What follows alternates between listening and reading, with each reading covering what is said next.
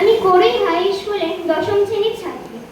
এখানে উপবিষ্ট বিচারক মণ্ডলী ও গুণীজনদের চরণে আমি বিনম্র প্রণাম জানিয়ে আলোচ্য উক্তিটি বলতে শুরু করছি। সমবায় হলো একটি গুরুত্বপূর্ণ বিষয়। দেশে 8 লক্ষের বেশি মানুষ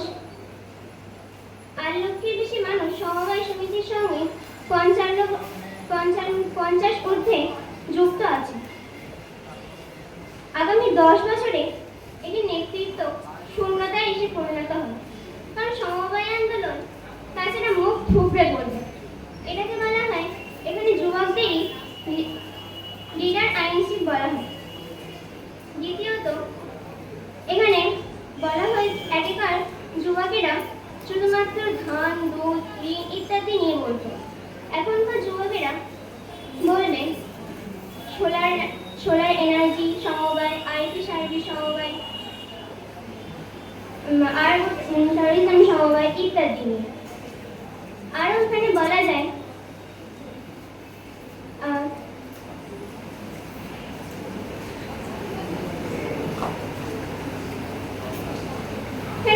এখানে আরো বলা যায় যে গ্রামের যুবকরা কেন কাটোয়া ও বর্ধমান থেকে কলকাতাতে বেশি চলে যাচ্ছে। তার কারণ হচ্ছে গ্রামের সুযোগ সুবিধা কম আছে।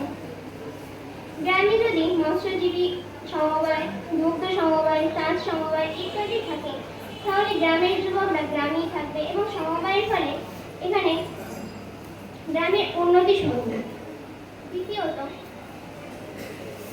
দ্বিতীয়ত বলা যায় যে যুবকদের নিয়ে এখানে অনেক গুরুত্বপূর্ণ গড়ে উঠেছে, যেমন হচ্ছে জাপানের কৃষি সমবায়, জার্মানির সমবায় ইত্যাদি। আমি আরো বলতে চাই যে